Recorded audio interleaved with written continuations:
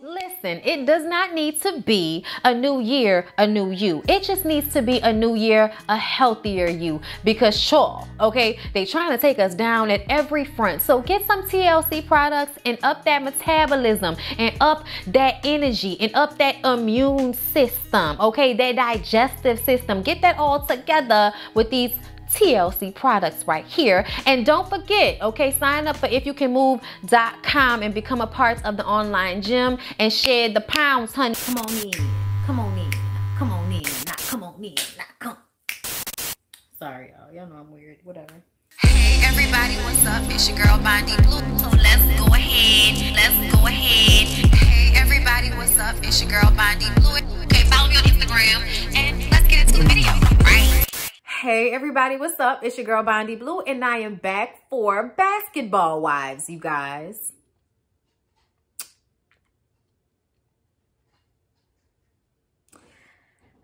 So, Basketball Wives is covering the social issues of the year of 2020.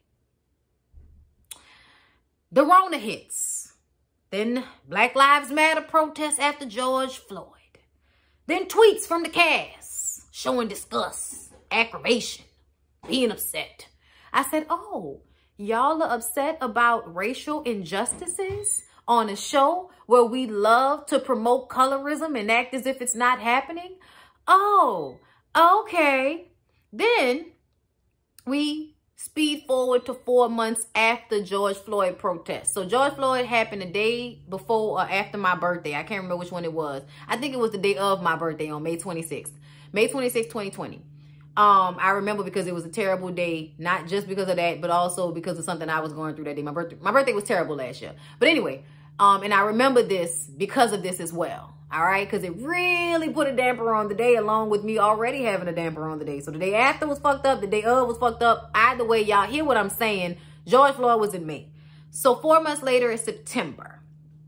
Malaysia is in Atlanta. Kristen is in Atlanta. Jen is in Atlanta. Furby is in New Jersey. Shawnee is in Texas. She said that Shaq is in Atlanta. So I guess that's supposed to make us think that they're not trying to hunch. We'll let it go for now until we get further information that makes us feel that way. We'll let Vashandria and Shaq relinking. We'll let that go for now. Anyway, Evelyn is somewhere being a mom. I'm not sure exactly where because I wasn't paying attention and I don't really care. Her son is cute, but the vein in her forehead makes me want to punch her in the throat, along with her attitude and overall, you know, presence on this show. So OG is spraying her man with Lysol and calling him daddy.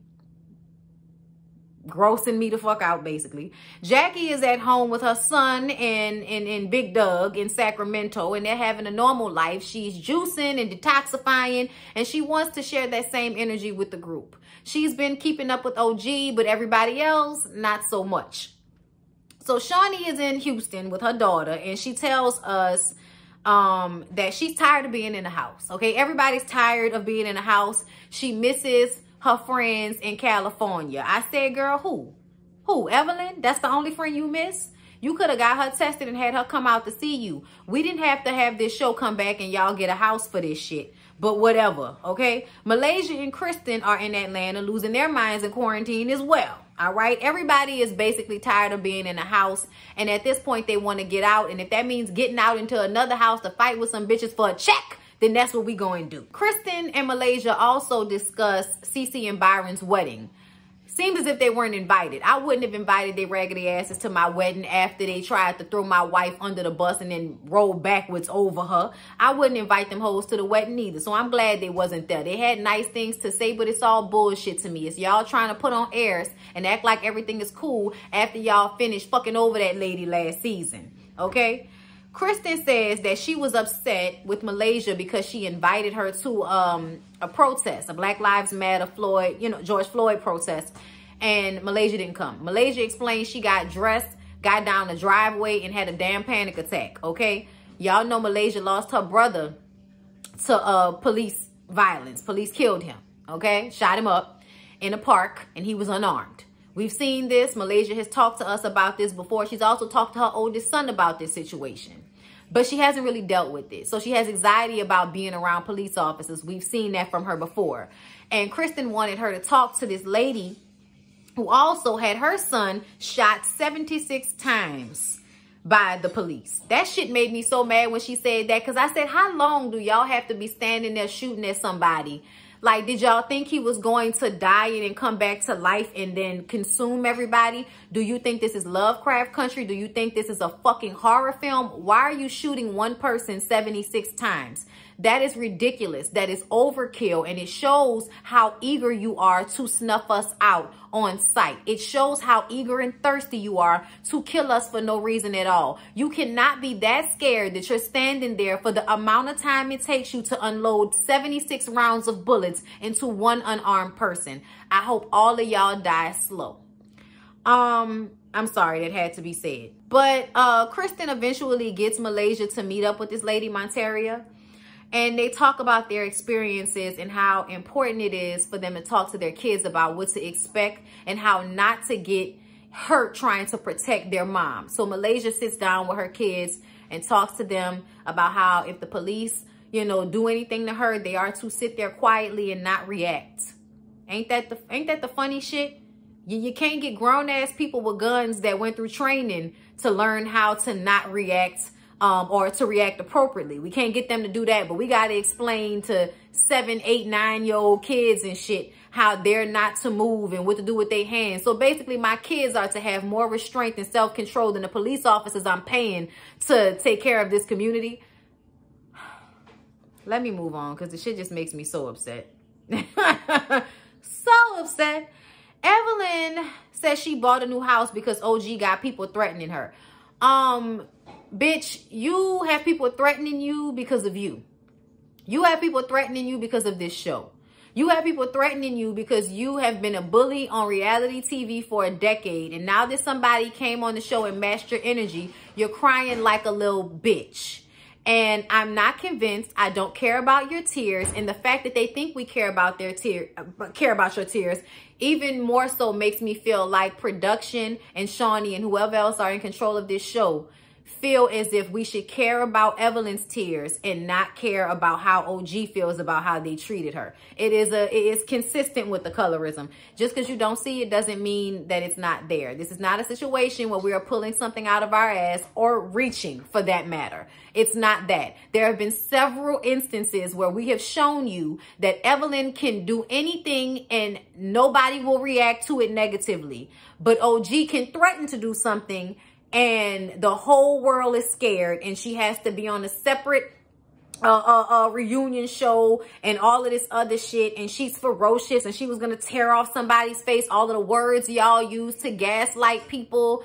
And it's not just about skin tone, Kristen and Jen in Malaysia. It's also about featureism. It's also about her being African. Like, there are a lot of black people that treat other outside, you know, other outsiders from America, you know, others, y'all like to treat them the way white people treat us. Like, that's what y'all like to do, and y'all act like that's not what you're doing, but it is, okay? So even though OG annoys me sometimes, I am not gonna ignore the fact that the way she feels is very fucking valid, and y'all choosing to produce this show in a way where you're ignoring it and leaving it up for conversation as if OG is bullshitting and using this as a storyline, I want to kick every single one of y'all in the puss. But oh yes, Evelyn wants to get back to a regular life. She also told us that she lost her stepdaddy because of COVID. I felt bad about that. And I feel bad for her mom for losing her husband to the virus. That's it. She wants to rent a house. She calls Jackie to invite Jackie. Y'all know what that is. Jackie is going to invite all of the opposition. So we're going to have 2 different houses. We're going to have Evelyn and everybody that kisses her ass in one house. And we're going to have Jackie and all the opposition to the ass kissing in the other house. That's when we see Jen, okay? One of the biggest ass kissers of the opposition. She's a flip-flopper. Last night we saw on Twitter that even though this episode she's calling OG her friend, she's then going to point out that OG's home is rented as if that matters. Jen, you're pointing out shit nobody cares about. Evelyn, you're pointing out shit nobody cares about. I don't give a fuck if they're renting their house. Like, who cares about that? What does that mean? Does that mean you're better than them because you were able to go to Atlanta where homes are cheaper and purchase one versus her renting a house in California or wherever the hell she is? I don't even care because I don't count people's money. And OG has never pretended to be some ritzy titsy rich flossy bitch. She is a country African lady who is American and has a Valley girl accent, but ultimately has tacky style. Like a lot of, you know, country African women. I'm calling them country because I feel like they're African women with great style. The Nigerians tear up with the cloths, okay? But there are some of y'all that wear bad wigs and y'all wear tacky clothing and terrible makeup choices like any other country person that lives in America. It just so happens that you're from Africa and it's shaped in a certain way, but it's the same thing. It's the same thing as the country people here in America that can't dress or choose appropriate wigs or makeup choices. Honestly, this season, I felt like OG's hair and makeup choices were better, but her clothing continues to be tacky. And I don't think there's anything we're going to be able to do about that at this point. But yes, Jen. Jen is in Atlanta. Kristen goes to see her. I think it's hilarious that Malaysia and Jen have this big beef and Kristen is always kind of in the middle. Which means she's not to be trusted, but nobody acts that way. Everybody acts as if they can still trust her. She's one of those people that you can't trust to go back and forth between two opposing sides. You can't. We've seen that. She'll throw you under the bus. Anyway, so they talk about the dude that Jen was dating that she said stole her Range Rover, and she's making this mess. Her message, bitch, bye, bitch, please. Girl, get out of my facial. Jackie calls her and invites her over, you know, to the house and all of that, and says that OG will be there. And Kristen says that, you know, well, the last time I saw her, she tried to take my face off. No, bitch, you told her not to touch you when she didn't touch you, and you bucked at her and she bucked back harder, and you tried to act like, oh, she's this terrible person and I'm so scared. Bitch, don't buck at somebody that you scared of then. It's very simple. Don't buck at her. You bucked at her first. Okay? She just bucked harder. Jen says, well, we're going to point out OG, then we should point out the other bitch that threw a table at me. Okay? And I like that she brought that up because I feel like y'all are so often trying to act like OG is the only violent person on the show when we've seen Malaysia throw a table. We've seen Evelyn jump on tables. We've seen her throw bottles. She almost hit Shawnee in the head with a bottle that time. We've seen Tammy bully people. We've seen Shawnee not physically, but definitely use her clout on the show to bully people and ostracize them off the show. We've seen all of y'all do very mean, terrible things to other women on this show. And we only seem to see the fear when OG comes around. And I'm sorry, but we can't help but to notice the differences in how y'all treat her. Like, fuck y'all. I'm sorry. Like, y'all got me fucked up and everybody watching if you think we're going to review this and not bring up the way y'all are producing this show. But Jen says, you know, because Kristen was like, don't call Malaysia a bitch. And Jen was like, I'll call a bitch in my house as long as I want to because it's my house. And I was like, I know that's right. I tell people all the time, don't tell me what to do in my house. I pay bills here. Do not tell me what to do in my house. That's the quickest way to get you cursed out.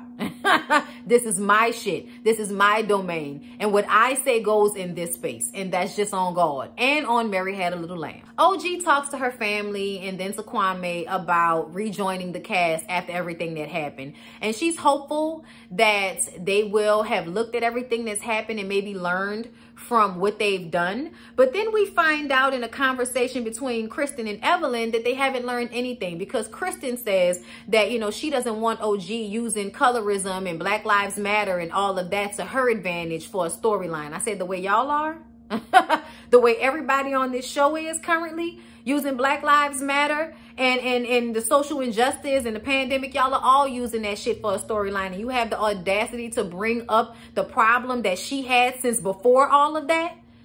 F you. She had that problem before all of that happened, and y'all acted like it wasn't happening. And then y'all see even more instances of racism and colorism, because please understand that colorism is a derivative of racism, okay? If racism is the state, colorism is one of the cities in the state, okay?